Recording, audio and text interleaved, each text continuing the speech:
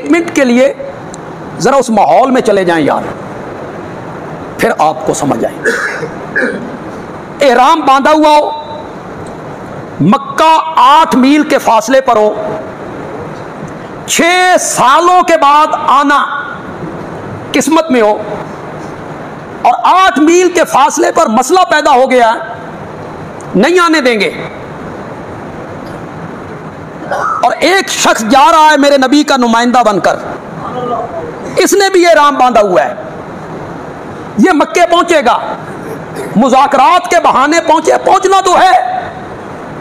सहाबा ने आपस में खुसर पुसर की, वाह उस्मान तेरी किस्मत, हमें तो पता नहीं इजाजत मिलती है या नहीं मिलती, एहराम यहीं खोलने पड़ेंगे, वापस जाना पड़ेगा, मुज़ाकरात कामयाब होंगे नहीं होंगे, तू किसी बहाने तो पहुंचा ना।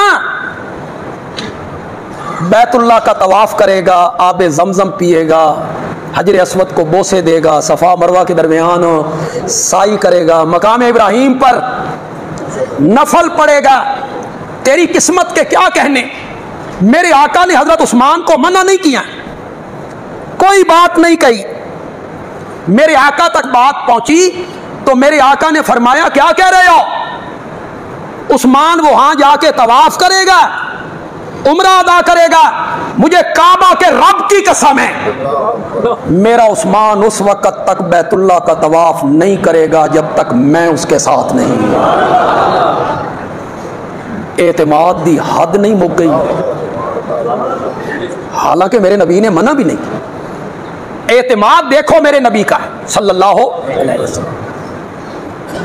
फिर दूसरी बात सुनिए, वहां जब मुज़ाकरात नाकाम हो गए कि नहीं आने देंगे, तो हजरत उस्मान रजी अल्लाह तआला अन्हु को इजाजत दे दी गई कि वो बैतुल्लाह है, तुमने एहराम बांधा हुआ है, बैतुल्लाह का तवाफ कर लो, उम्रा अदा कर लो, एहराम से निकल आओ।